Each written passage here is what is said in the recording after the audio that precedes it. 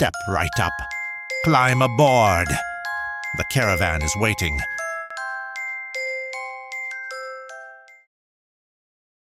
Sweet Tide Treats. Listen. Can you hear it? Not everyone can, not everyone does. But they say if you do, if you really hear it, you never forget it. No, it's not the carousel or the boardwalk arcade. Not the Bose stereos next to beach chairs or the convertible cars driving down Ocean Avenue. This sound is different. It's a song, but slower, warped, like a lullaby dragged through molasses. A heat-stroke hallucination of a melody, piping faint and sour sweet through the summer dusk. They say it rolls in once every few years, always the last weekend of summer, always a different beach town, and always with the sweetest of treats. They say the truck is sun-faded and strange. The name on the side of the truck is barely legible. The cartoon cone on the side grins too wide, like it knows something. Like it's keeping secrets. And behind the wheel, that's Earl. Kids say he gives out prizes, cheap trinkets like spider rings, snap bracelets, and sticky hands. But if you're lucky, if you're truly special, he saves the best for you. The sweetest of prizes, a chance to be a legend and a winner that's truly remembered. And this year, Sweet Tide Treats is seen driving the streets down at the Jersey Shore. The DeLucas arrived on a Friday. It was Labor Day weekend. Their rental sat on a crooked lane called East Spray that ran parallel to the dunes, just a short walk to the beach entrance. The blue siding was warped from years of salt and sun, and the porch sagged like it had given up trying to hold anything together. Check-in was at 3 o'clock, just enough time to unpack, put on some sunglasses and rock and roll while cracking open a cold drink, and pretending the real world didn't exist until Monday. And that's just what the DeLucas did. Inside, the blender screamed like a jet engine. Uncle Sal worked the bar like a man with something to prove, splashing tequila into plastic cups without so much as glancing at the measurements. The stereo thundered Pink Floyd's Us and Them, echoing through the open windows and screen door. Laughing and singing, taking turns as small airplanes buzzed overhead, with signs dragging behind them, with businesses marketing themselves to the beachgoers. Sal wore mirrored sunglasses even though the sun was low, and had stripped off his shirt hours ago. His large and leathery tan belly glistened with sweat as he flirted with college girls in bikinis and cut-off jeans, guests of guests. They played flip cup on the patio table, while his nieces giggled and sprayed White Claws like champagne. No one told them to stop, and there seemed to be an endless supply in the coolers and refrigerator. Danny DeLuca sat alone on the deck steps, chin resting on his knees, now moist with sweat. His iPad was dead. No charger in sight. His donut was gone, just a sticky glaze on his fingers and a sugar ache behind his eyes. He glanced toward the backyard, where his dad and mom were mixing more drinks and giggling about something only drunk people find funny. Danny stood up and walked over, clutching a plastic paddle and the neon green Velcro ball that came with it. "Dad?" he asked, holding it up. "Want to play catch?" His dad didn't even look away from his shaker. Later, bud. Give me a minute. Gotta make sure the guests are good. "But you said..." I said later. He snapped too sharp. Then, softening slightly, he added, Go inside. Plug in that iPad or something for now. Danny turned away. He didn't cry, but his throat felt tight. He walked back to the steps and sat with the ball in his lap. The Velcro paddle made a sound when he pressed it, that soft, tearing noise like fabric being peeled off skin. Then, he heard it. A jingle, warbled, wet-sounding. Like a music box left out in the rain and left to rot. It slid through the humidity like a smell. He froze, listening. "Ice cream truck!" He shouted, standing up. No one responded at first, and then, Rebecca, go get Danny some money for the ice cream man. Danny's father shouted to his wife while salting the rims of 2 margaritas for his wife's cousin and her husband. "Come take some money from my wallet, honey." His mother shouted as she did her eye makeup in the mirror. Danny ran inside. He grabbed what he could and bolted back outside, barefoot and determined with a few dollar bills and quarters in his hand. The truck was already turning the corner onto East Spray. It rolled slowly, like it didn't need to hurry for anyone. Its paint was chalky, blistered by salt air. The decals on the side were faded, melting bomb pops and leering cones. The name Sweet Tide Treats was almost invisible. The jingle sputtered into silence as it came to a stop. Danny tore across the jagged Jersey Shore gravel in his black Nike basketball shorts and a white tank top, struggling to contain his belly and breasts. His Adidas slides slapped against his heels as he ran until the sole of one slide caught the lip of a storm drain. He fell forward, hitting the edge where driveway met the street. His palms slapped the asphalt, skin tearing under the grit. A sharp sting bloomed in his left hand, and blood welled in bright dots, warm against the salt air. He stared at it for a moment, then picked up the dollar bills he had dropped. The gravel crunched underfoot as he straightened and walked toward the looming ice cream truck, the letters on its faded side sharpening with each step. Sweet Tide Treats. The service window creaked open. Earl leaned out like a butler in a haunted mansion. His polo was starched to the point of stiffness. His name tag read Earl in red thread. He had no hair except for a few slicked-back strands that glistened like syrup. His grin was enormous, but didn't reach his pale eyes. "Well, hey there, champ," he said, voice rich and sweet, like something fermenting. "What can I get for you? I'm sure something good. I could tell from up the street that you had a good eye for the sweet stuff. You look like a winner to me." Danny stepped forward, hand shaking slightly. Rocket Pop, please. Earl's grin widened. He reached into the freezer smoke and emerged with the pop. He presented it to Danny and said, "Ah, yes. A man who knows what he wants, when he wants it. And a fine choice. The Rocket Pop. Red, white, and blue, like blood, bone, and bruises. A firecracker for the tongue. Funny how the colors run when they melt, like they're trying to escape." Danny stared at the ice pop, his tongue pressed to his upper lip, eyes wide and unblinking, like a dog waiting for a bone or a kid who didn't know he was being trained. He placed 3 crinkled $1 bills, each dotted with a glimpse of his fresh blood on the counter, and held out his hand to receive the pop while in a trance. Earl handed the Rocket Pop over with exaggerated care, like he was giving Danny a priceless heirloom. His hand was cool and dry, almost too dry. Then he reached under the counter and slid something across. A black spider ring, its plastic legs curled like they were gripping. "A token," Earl said. "for someone who knows how to spot the good stuff." Danny looked at it, then back at Earl. Cool. He said excitedly. Earl clicked a button and the jingle began to play again, low and warped. "Come back tomorrow. Earl added. Same time. Got a special surprise for champs."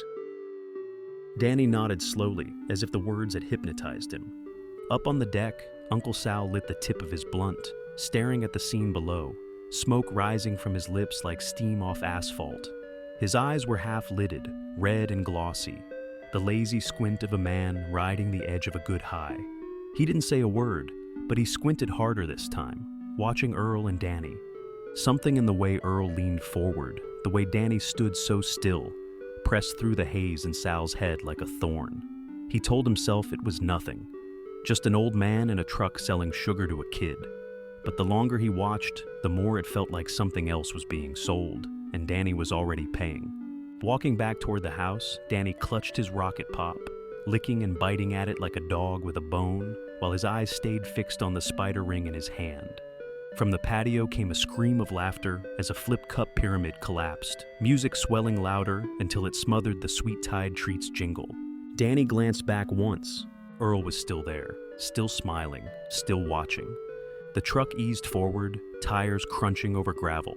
Its taillights bled red into the dusk, and on the back doors, through peeling vinyl and sun-blistered paint, faded words emerged, some no more than the ghostly remnants of stickers from decades past. Sweet Tide Treats, winners get remembered. Then it turned the corner and was gone, the jingle lingering like an aftertaste Danny couldn't name. The next day the sun was crueler. The air was a damp towel clinging to every surface. Danny spent the day avoiding his sisters, ignoring his parents, and thinking only of 7:30. His spider ring had left a pale groove around his finger. He kept twisting it as if it were a watch he can wind to fast forward to 7:30. By the time the jingle came, he was already outside, ready and waiting. It was more distorted now, like it had aged in just a day, as if the heat had melted it, warped it. It slithered up the street, crawling through the dark like something alive. Earl appeared from the murk, truck headlights yellow and dim. The jingling sputtered, then stopped entirely. He rolled to a stop, leaned out the window and said, Back again, champ. I knew you would be. Winners always show up. Danny hopped up eagerly. I want something new. Earl nodded slowly and reached into the freezer. He held up a dark wrapper in the air above Danny's head. Danny looked up at it, with his tongue glued to his top lip.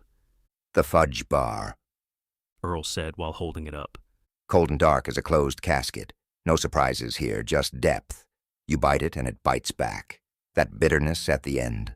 That's the part most folks don't taste. Until it's too late. He handed it over, adding a sticky slap bracelet with a cracked skull on it. Danny took his prize with wide eyes, already unwrapping it.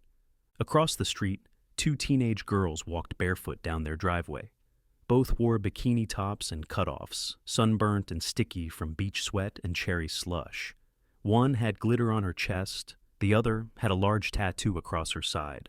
They whispered and giggled as they crossed the street toward the truck. Earl's eyes flicked up, and for a moment, the warmth dropped from his smile. Evening, ladies. He purred, the volume of his voice lower and slower than usual. Hot day, huh? You ought to cool off. Maybe something slow melting, something pink. The girls hesitated and whispered amongst each other. One pointed at the menu. Just a choco taco and a drumstick for us. Earl took his time pulling them out, his eyes lingering longer than they should. Ah, good choices. He said with a grin. The drumstick, topped off with a rock-hard chocolate crown, fit for a princess. A brittle cone, cracks like a bone if you bite too fast. Most come for the sweet, the crunch, and the sugar on top.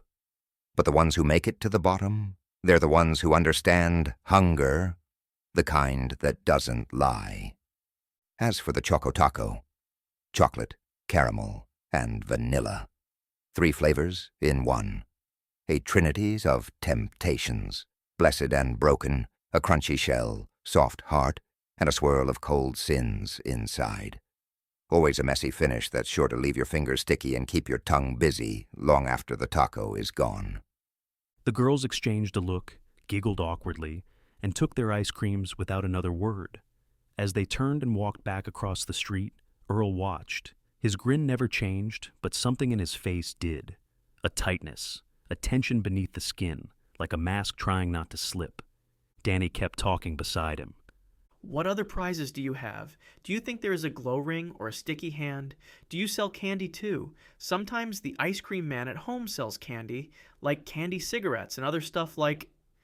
Champ. Earl said softly, cutting him off while his eyes were still on the girls. Why don't we stuff that fudge bar where it's meant to be? Danny quieted and began to fidget with the wrapper. Earl blinked slowly. One of his eyelids didn't quite close all the way. For a heartbeat, something wet and glassy shimmered in the whites of his eyes. He smiled and pulled out his notebook. Danny stuffed the bar between his lips and began sucking on the sweet chocolate fudge bar, closing his eyes as he enjoyed it. Savor that one, champ. Tomorrow we go deeper. You're 2 for 2, which means you've earned a shot at the big scoop. It's not on the menu. It's not for everyone. Only the real winners get to taste what's buried beneath the ice. Is it a game? Danny asked, eyes round with wonder. Earl smiled, slow and wide, like a secret peeling open. Oh, sure. It's a game, all right. And tomorrow, you get to play. He leaned on the counter, voice dropping into something softer, almost fatherly. But here's the thing, champ. Life's funny. Sometimes it throws a wrench in the works, just when you're reaching for something real sweet. Keeps folks from doing what they want most, what they need. You'll see that someday. You might even see it tomorrow. He tapped the side of the truck with one pale finger. Don't let that happen to you. You make sure you show up. 'Cause in this life, Just like in games, there's winners and there's losers. Always has been, always will be. And tomorrow? He winked. Tomorrow I'll find out what you are. He finished, his voice dipped in sugar. Danny wandered up the driveway, chewing slowly on the fudge bar. The chocolate left streaks on his lips, and his breath came shallow through his nose. Up on the deck, Uncle Sal was slouched in a folding chair, shirtless, a beer resting on his belly. He startled awake at the sound of the jingle. Christ, He muttered, with his head aching as he rubbed his face. He squinted down the driveway just in time to see the Sweet Tide Treats truck gliding away, tail lights flickering, jingle now reduced to a warped hum beneath the cicadas. From the loudspeaker came a child's voice, thin and warped. Winners, get remembered! The words dragged, like they'd been recorded long ago, and shouldn't have been played again. Danny sat beside his uncle on the deck saying nothing. He just kept chewing. Inside the truck, Earl sat beneath a flickering freezer bulb, notebook open on his lap. His pen scratched in tight, precise lines. The ink bled a little in the humidity. Day 2. Danny age, 9. Height, 4 feet 7 inches. Weight, approximately 120 pounds. Eye color, blue. Pupil dilation is strong. Reaction time is eager. Hunger score, 9.5 out of 10. Obedience score, 9 out of 10. Body temp, above average. Inner spark, confirmed. Note, response to sugar remains consistent. Developing fixation. Possibly ideal. He tapped the paper with the pen, thinking. Then underlined one word twice. Candidate. Storm clouds churned like bruises over the horizon, boiling at the edge of the sea. The ocean bellowed, low, deep, angry, a warning. The air reeked of brine, sharper than usual, like the sea had crept in closer, whispering from the dunes. Danny sat half buried in the sand, watching his family fall apart around him. His dad was a sunburnt heap on a towel, arm flopped over a sweating beer can.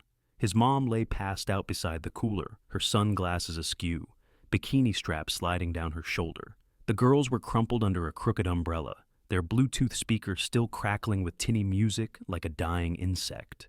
Only Uncle Sal was upright, casting into the surf with a slow, tired rhythm, reeling in nothing, but hoping to catch a fish. Then Danny spotted it, the glow of his dad's phone poking out of the mesh beach bag. He snatched it, tapped the screen. 7:28 p.m. His heart jolted. That was it. It was time. He stood up fast, and Sal's voice hit him like a net. Danny, come here, buddy. I got one. Help me reel it in, huh? Danny froze. Uncle Sal was waving him over, waist deep in the water, grinning like a kid himself. His voice was full of pride and something else, something rare and rough and hopeful. Danny hesitated. Just a second. He could go. He could turn, splash into the sea, help reel in whatever phantom tug was pulling on the line. He could choose that kind of memory. He didn't know it then. Hell, most of us never do. But that was the moment Danny DeLuca picked his side. Fate doesn't always arrive with spotlights and trumpets. Sometimes it's just a jingle in the air and a voice calling your name from behind. Sometimes life tries to save you in small, ordinary ways. And sometimes we run the other direction. Danny took 2 steps towards his Uncle Sal until he heard something from the dunes, something in the breeze that sounded like his name whispered. As he stood there, paused with fate hanging in the balance, he heard it. The jingle. Slow, warped, crooked as ever, sliding through the air like syrup, thick with promise. Danny didn't even whisper, "Sorry." He thought of Earl's words. Tomorrow I'll find out what you are. He turned and ran towards the song. Sand exploded behind him as he tore up the dunes, barefoot and desperate, the grain slicing his heels like broken glass. Wind screamed off the water. The first raindrop hit the back of his neck like spit. His throat was parched, his tongue glued to the roof of his mouth. Sweat salted his lips, mingling with the briny wind that scraped in off the sea. All he could think about was the jingle, the game, the treat, the prize. A voice rang out behind him. Uncle Sal, maybe? His mom or dad? Or the wind? He didn't stop. He couldn't. He needed to finish what he started with Earl. Halfway up the boardwalk ramp to his street, he slipped, ripping skin from his shin on a splintered plank. He hit the boards hard, air knocked clean from his lungs. For a second, everything went silent but the roar of the surf and the pound of his own heart. Stay down. Something seemed to whisper in his mind. Just miss it, just once. He stood. Blood oozed down his shin, but he didn't feel it. His body moved on its own, pure instinct now, sugar-addled determination. Thunder groaned in the distance, echoing off the beach cottages on each side of him. Waiting at the end of the boardwalk ramp was a boy around his age. The boy asked with an innocent smile and a football in his hands if he wants to play catch. Can't now, maybe in a little bit. Danny shouted out of breath as he waddled on towards the jingle growing louder. A salty mist began to flood the air. By the time he reached the driveway, he was panting like a dog, sticky and glazed in salt and heat.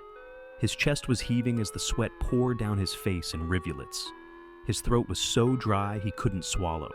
He tasted blood and salt and heat. His vision shimmered from the hunger for sugar. But the jingle, that warped, syrupy jingle, was here, slower than ever, crooked, like something dragged across a funeral organ. It wobbled through the air like a ghost learning how to sing. The truck rolled to a stop in front of the house. Earl leaned out. His smile was already stretched wide. He leaned down, grinning, his eyes glassy. Well, look at you, champ. You made it. You really made it. He chuckled low. Haha. I was almost sure life would get in the way, like it always tries to, right before the final scoop. That's the trick of it. The big game doesn't just test your hunger, it tests your will. See, the world doesn't like it when you approach something with an honest and innocent heart that craves something else. Something different.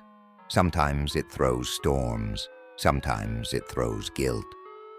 Sometimes. He tilted his head toward the beach, toward the faint voice still calling Danny's name. It throws love, last chances, little lifelines. He smirked. But you ran right past them. You were meant to play. You earned it, Danny boy. Now let's see what kind of winner you really are. Danny panted, wiping his mouth with the back of his hand. I forgot my money. Earl chuckled low. Lucky for you, champ. I believe in charity, and I believe in challenges. He reached into the swirling mist of his freezer and lifted a screwball like it was made of glass and blood. He held up the screwball like a relic, frost swirling around it in mini frostnadoes. Danny reached. Earl yanked it back. Not yet. The thunder rumbled softly in the distance.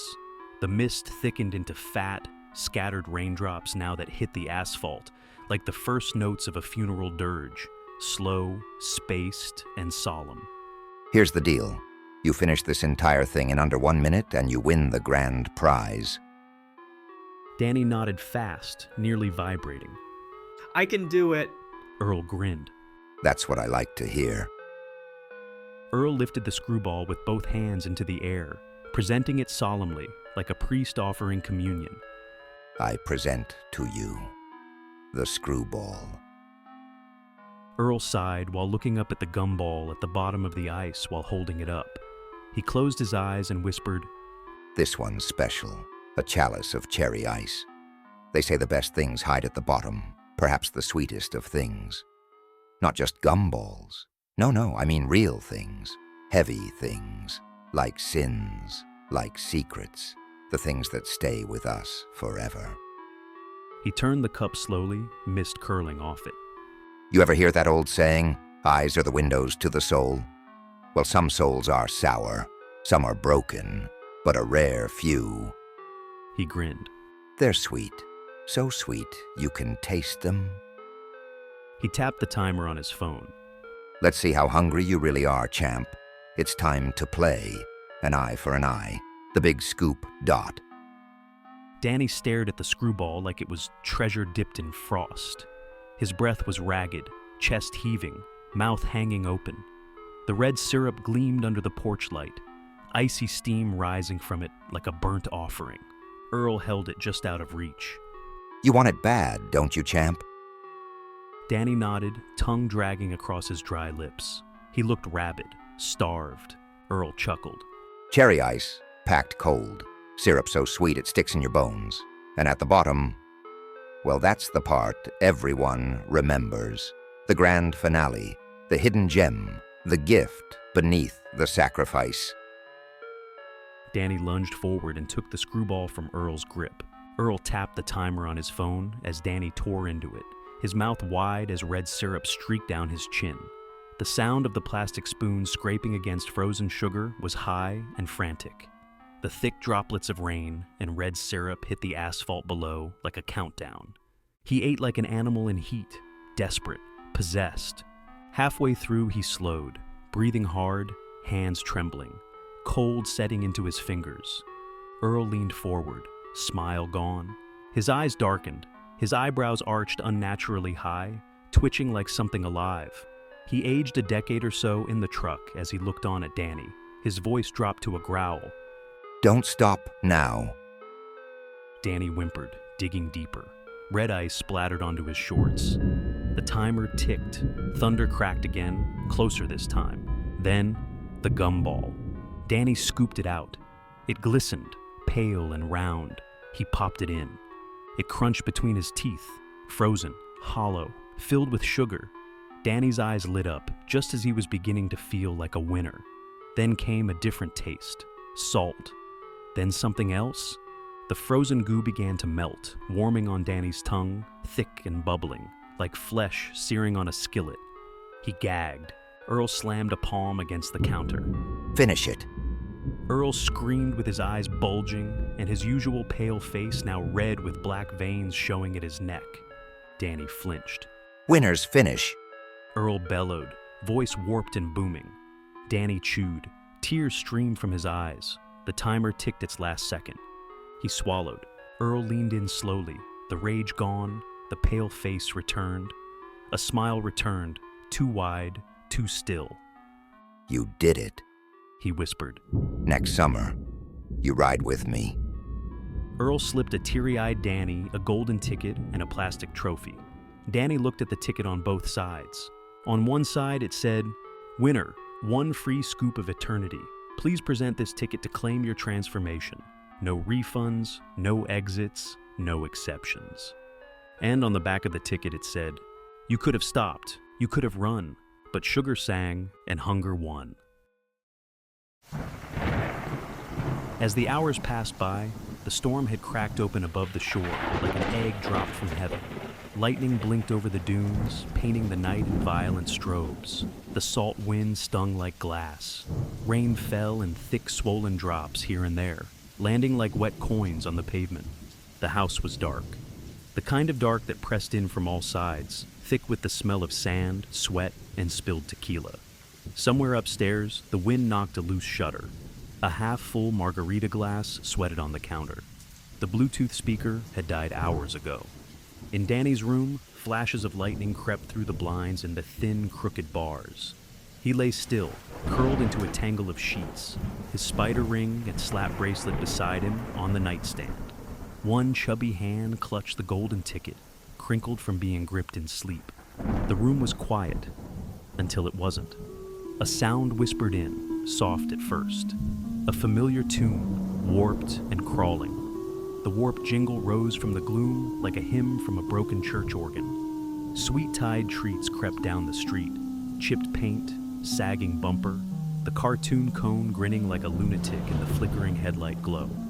Danny stirred. The ticket glowed faintly in his hand. His plastic trophy flickered like a nightlight. Then, like something winding up inside him, Danny sat upright, eyes open but unseeing. He rose without a word. Downstairs, the house was still, except for the ticking of a clock, the air conditioning units in each bedroom window, and the hiss of the wind coming in off the sea against the sliding glass door. Danny padded barefoot across the wood floor, past the couch where Uncle Sal snored in fits, muttering in half-sleep. He walked past his parents, his mom curled under a throw blanket, his dad slumped against the kitchen island, a dried lime wedge stuck to his forearm. The screen door eased open on its own. Fog curled at Danny's ankles as he stepped outside. and there it was. The truck, lit only by the occasional flash of lightning from above. It was parked at the end of the driveway, engine silent, lights dimmed like eyes half-lidded in dream. The jingle played from nowhere and everywhere, low, echoing, warped like an old cassette left in the sun too long. The back door of the truck was open this time, not the side window. The dark beyond it shimmered like oil. Earl stood in the doorway, smiling, waiting, no words, just his hand outstretched. Danny moved forward. He didn't hesitate, didn't look back. As he stepped inside Sweet Tide Streets, the fog followed him. The jingle slowed even further, nearly indistinguishable from a lullaby. The door closed behind him with a soft, metallic click, and the truck began to roll slowly. Hey! A voice thundered down from the deck. A hungover Uncle Sal stood shirtless, thick and sunburned, with one eye squinting under heavy lids. His other hand clutched a glass slick with rum. He'd seen enough. He ran down the flight of stairs to block Earl from pulling down the street with Danny. With the headlights of the ice cream truck blinding him, he shielded his eyes and said, Get your goddamn hands off my nephew! Earl spit into the windshield in anger and put the truck in park. He turned slowly, one hand anchored on Danny's shoulder as he pressed a fistful of rainbow candies into the boy's palm, bright little orbs that glistened like wet marbles. Danny shoved them all into his mouth at once, jaw working in the heavy animal chews. Then, with a motion as sudden as a trap snapping shut, Earl tore open the back door of the truck. Behind him, lightning cleaved the sky, sharp and merciless. A blade pulled straight from the heavens. It split the clouds into bruised purples and blinding white, drenching Earl in silhouette as Sal looked up at him. Earl stared down with a smirk, not surprised, not afraid, but with the calm certainty of a man who knows the storm has come for him, and with him. Ah, Salvatore, you're late. The boy already ordered and paid. He said, voice dropping into a molasses growl. But I was wondering when you'd crawl out of your haze. And nephew, eh? Is that what two gentlemen like you and I are going to refer to him as? I guess lies taste sweeter when shared, don't they, Sal? A liar feeding a liar. Fair's fair, I suppose. Truth's a bitter treat. That's why men like us spit it out, don't we? Fuck yourself. Sal said, rage brewing behind his eyes. Give me Danny back and do it now. I'm calling the cops. Sal growled. Earl's grin twitched wider. Ah, so the father finally steps forward to protect his boy. Sal froze mid-step. Rain traced a cold line down his temple. His lips parted, confusion flickering in his eyes. Earl's voice softened, curling into the air like smoke from a slow-burning fuse. He rolled his eyes. Oh, please. Are those brains as swollen and useless as the rest of your body?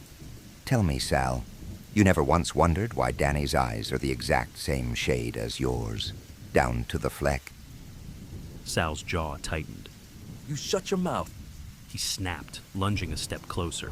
That little summer night, the fireworks, a couple Coronas and your brother's wife in those low-rise jeans. Earl grinned. I heard the two of you got real patriotic behind the shed. Don't. Sal snapped while making a fist. Doesn't matter if it was once or 100 times. Earl said, his grin stretching like taffy. You planted a seed, Sal, and it's grown. Now it's perfectly ripened and sweet. And I'm here for the harvest, ready to take the first bite. Sal's face twisted with rage. You don't know what you're talking about, mister. Oh, but I do. Earl whispered. I really do. I've tasted it before. The kind of guilt that curdles sweet. I know it like I know sugar. Losers are a dime a dozen. They line up for sin the way children line up for dessert. Smiling, empty-handed, ready to pay in something warmer than cash. Earl tilted his head, casual as sin. Tell me, Sal, how is Rebecca these days? Is it still awkward? It was only once, wasn't it? Or no, twice, right? She wanted it one more time, just to be sure she was in fact done with you. Sal froze. Everything landed like a hammer to the chest. That was years ago. He said, voice flat but tight in the throat. Like something held back. Like something begging not to surface. Even the devil tells the truth sometimes, Sal. That's what makes it hurt. Sal's fists clenched tighter. His eyes burned. He was ready for war. You son of a bitch. She was sweet. Earl said, louder now. Real sweet. The little red heart stitched on the back pocket of those little jeans. Red flip-flops slapping the floor. That's what you liked most, wasn't it? The sound of her feet. Or was it He paused before finishing. the sound of her guilt? You could hear it in her moans, couldn't you? Every one of them a confession. The more she confessed, the harder you tried. Tell me, Sal, did she ever confess those moans to your brother, who's inside snoring away, drunk and clueless, as she lies next to him, fending off dreams of her past with you? Sal's face went pale, his eyes swollen with guilty tears. Shut your mouth before little Danny hears. I do wonder if little Danny ever looks in the mirror and sees you staring back. Funny thing, family. Sometimes the resemblance runs deeper than blood. You and him? You're not just kin. You're sinkers, born to drop. Bottom feeders. Meat that clings to the bone long after it's gone bad. The kind folks scrape off their boots and flick into the gutter. Too bloated pickles, too swollen to squeeze through the jar mouth, left to bob in their own brine until they sink like twin turds in a porta-potty no one's pumped in years, festering into a reeking brown pulp. Sal grabbed Earl by his polo shirt. I'm going to kick your ass and then kill you. You fucked with the wrong New Yorker. You don't know shit about the DeLuca family, you sick fuck. Earl's smile sharpened. More of a sweet fuck, wouldn't you say? You know, I always pegged Rebecca for a creamsicle girl. Soft, citrus, melt-in-your-mouth kind of hunger. But no.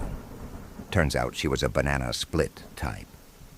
2 ripe bananas, taking turns between them, enjoying one while dreaming of the other, never able to choose which one she liked better. Right up until a cherry burst in the whipped cream. What an appetite on that girl. Earl headbutted Sal off the back of the truck and onto the pavement, the back of his head landing on the pavement with a thud. As Sal sat up on the street and rubbed the back of his head, Earl came back out with something steaming in a metal ladle, a deep golden brown shimmering inside of it, gloppy and thick strings clinging like sap. He flung it down at him. The liquid inside arced through the air, thick, boiling, amber dark. Caramel.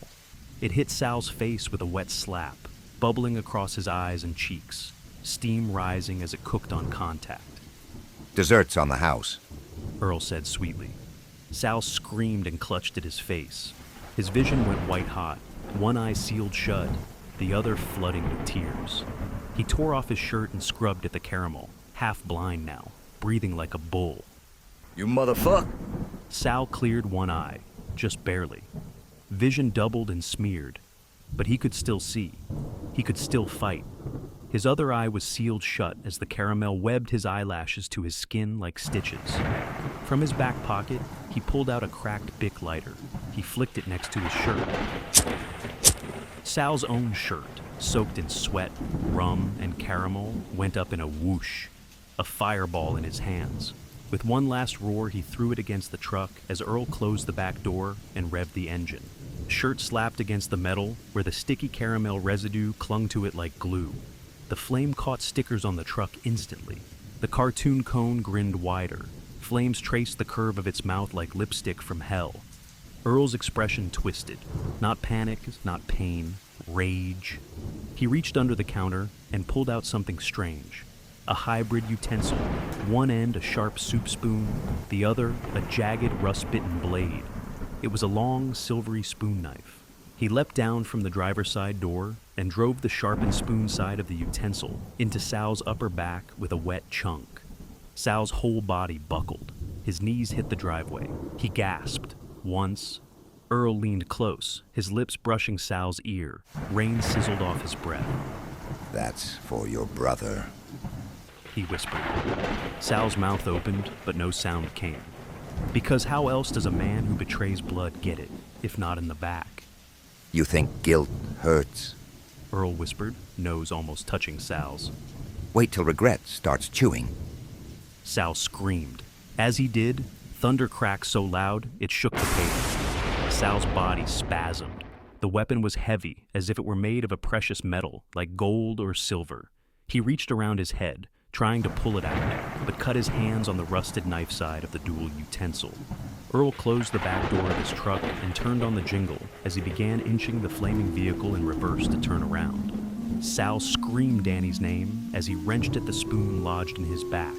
The jagged knife's edge bit into his palm, slicing through skin like lukewarm butter. He gritted his teeth, shoved harder, and with a wet pop, the utensil tore free. A breathless, half-mad laugh burst out of him at the relief. Blood oozed out of his back like a faucet. He staggered upright, holding the blood-slick weapon aloft for Earl to see. In the driver's side mirror, Earl watched him, calm and smirking, as he slid the truck into drive and let the jingle wheeze back to life. The ice cream truck fishtailed on the wet pavement before heading towards the main road out of town. Danny! Sal roared. Lightning answered. The bolt slammed into the metal spoon knife in his hand, with a crack, a boom, white and endless. It was a warhead detonating point blank on its target. His whole body convulsed, back arched, teeth bared in a scream too big for sound. Smoke jetted from his nostrils. The rubber of his flip-flops bubbled and slumped, fusing to the street. He dropped, still and steaming. The jingle hiccuped, then started again, slower now, warped beyond recognition. Like a music box melting. The truck drove down the lane, the shirt-stuck flame now a full mural of hell, licking up the sides and catching the roof in sparks. The tailpipe belched black smoke that stank of caramel, plastic, and ash. Inside, Danny rolled around like a rag doll, his arms limp, eyes glassy. His body didn't fight, didn't resist. He just giggled, faint and sugar high. From the back of the truck, jars clinked softly as the truck hit small potholes along the street. On the dash, a small recorder played the same loop of music. A cracked voice layered over it, barely audible, warped from age. Winners! Get remembered! Uncle Sal's body steamed on the pavement, lit by the last crack of lightning. While the cartoon cone melted into a snarling smear of ink and fire, the storm broke open. The wind howled like it had a name. Rain smashed against the house in sheets, streaking down the windows like tears from the sky. The jingle dragged behind the ice cream truck as it rolled away, warped by flame, slowed by storm, but still playing. An anthem of something old and hungry.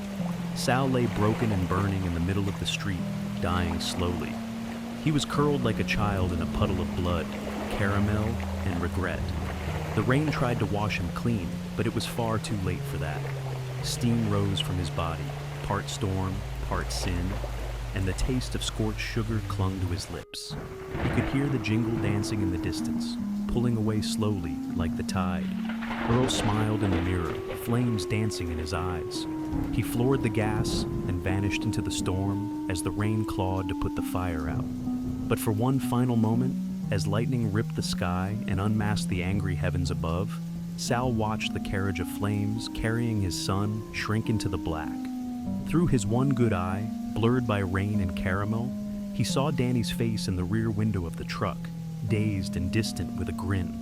Amongst the windows surrounding him were letters burning on the truck's back door like scripture written in fire. Not all of them, just the ones spared by peeling vinyl and time. The S from sweet and the inners from winners. Get remembered, catching flame in just the right places. SINNER. It glowed against the rain like a verdict carved by storm and fire, penned in the flame like the calligraphy of the devil. It was the last word Sal DeLuca would ever read. The jingle, the last sound he would ever hear, echoing through his skull, looping endlessly, like a warped lullaby set to score the rest of his eternity. Danny, he whispered, the last word he would ever say. A single tear broke free, wobbling through the caramel on his cheek. He didn't cry for himself. He cried for the boy. His boy. Danny, slumped in the back of that cursed truck, belly full of something unspeakable, was carried into the black by the pale-eyed devil at the wheel, cradled in the very fire Sal had lit. The scene was his, every frame, None of it would exist without his choices, his will. He wasn't just a witness to this ending. He had written it, directed it, and now was an audience of one watching in horror, watching the tragedy that was his life, and now his son's. The tear wobbled through the caramel, clinging to his cheek, sliding into the corner of his mouth like the first drop of false salvation. A second followed, tracing the same path. They met in the gully of his lips, heavy with guilt, and bled through the crack. The taste struck his tongue, salt, sugar, and something sacrificial, eternally rotten. His body shuddered once, then stilled. He died with his eyes open, a counterfeit communion resting on his tongue, not the blood of Christ, but the syrup of his own undoing. A final Eucharist of guilt, one last sip from the chalice of his own sin. No priest gave it, no God received it. And what lingered was not salvation, but the raw, hell-born sweetness of the goodies served by sweet-tide treats.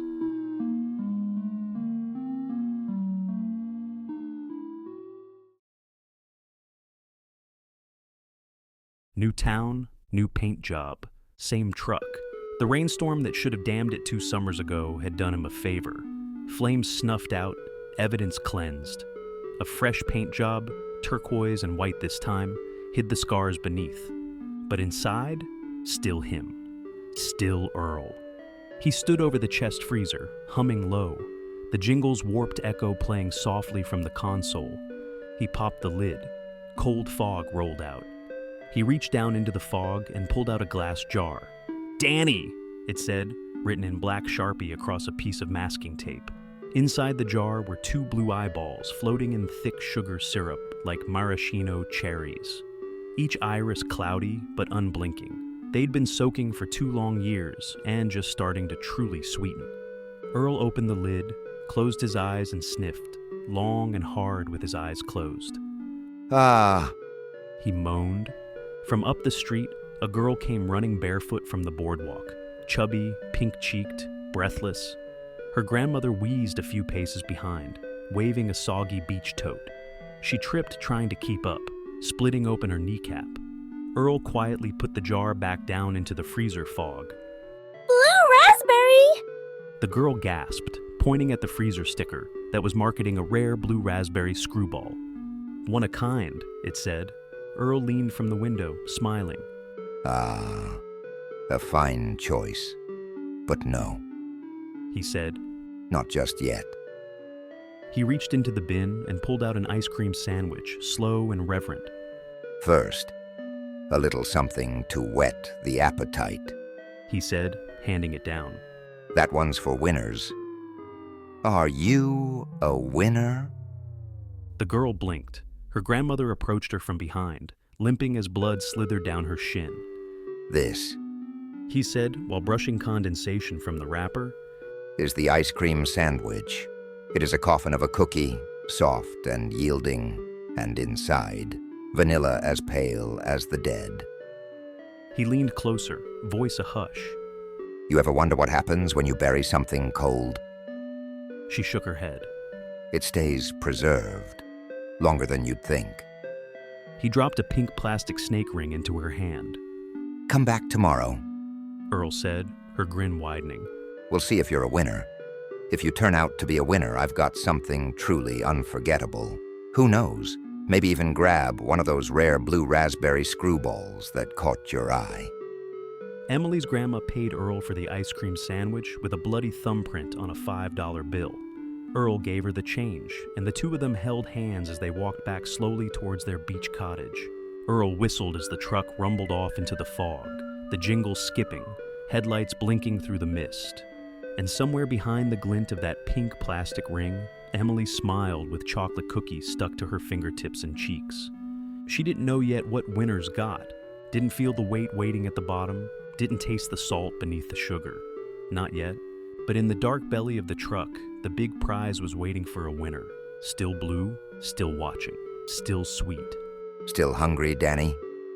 Earl asked, voice syrupy as ever. He reached down and opened the jar. Don't worry. We'll get you a full belly soon. We'll see if we can find someone whose cravings match your own. An eye for an eye, right, champ? He whispered, licking his lips. He plucked a toothpick from a worn dispenser, ran it across his tongue like a ritual, and slid it through the eyeball with practiced ease, like skewering an olive for a cocktail. The blue iris now slightly faded after soaking for 2 years in the syrupy sugar brine. Earl's secret recipe. He raised the toothpick to his mouth, teeth bared in a grin that never quite reached his eyes. His teeth pulled the eye off the toothpick slowly, and he began sucking on it like a mint, or a hard candy he didn't want to finish. He closed his eyes. His yellowed teeth sank in just enough to release the sweetness, the brine, the memory. Then he spat it into another jar of sugar solution that was much larger. Dozens of eyeballs danced in the thick sugary brine of Earl's spit and memories, looking out of the top and sides of the jar like a fishbowl. He wrote Danny on a piece of tape that was stuck to the lid along with other names of young boys and girls. When he was done, he put the lid back on the jar and placed it carefully into a refrigerator. He fished out Danny's other eyeball with tongs and dropped it into an empty screwball cup, where it landed with a soft plop against the plastic. Sank right to the bottom, He muttered. right where you belong.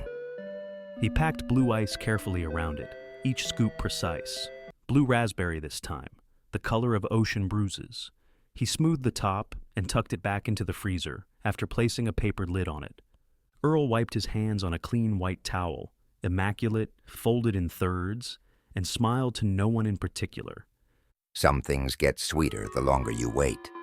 He whispered, voice barely louder than the hum of the engine. He kicked the truck into drive and rolled down the fog-wet road. Seagulls circled overhead, their cries sharp against the evening hush. Earl burped softly, then blew the breath out the window into the salt air, a mix of sugar, rot, and something almost human, a signature, a warning. And as the truck creaked past dunes and driftwood, the jingle played on, dragging down empty streets like a siren in soft decline, searching for ears that still believed, for hearts hungry enough to listen, and for the next lonely soul desperate to be called a winner. The jingle ricocheted off the houses like a spotlight, an eye sweeping for that familiar hunger, for the sweetness that answered back with a craving. Winners get remembered, sinners get served. Listen. Can you hear it? It's coming, warped, wobbling, and as sweet and salty as death.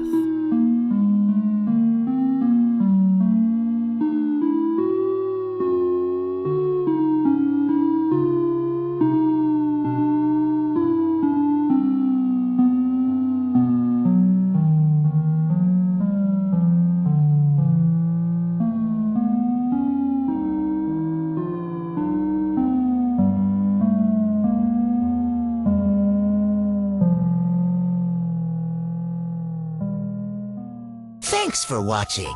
I hope you were scared to death. If your heart's still beating, like and share.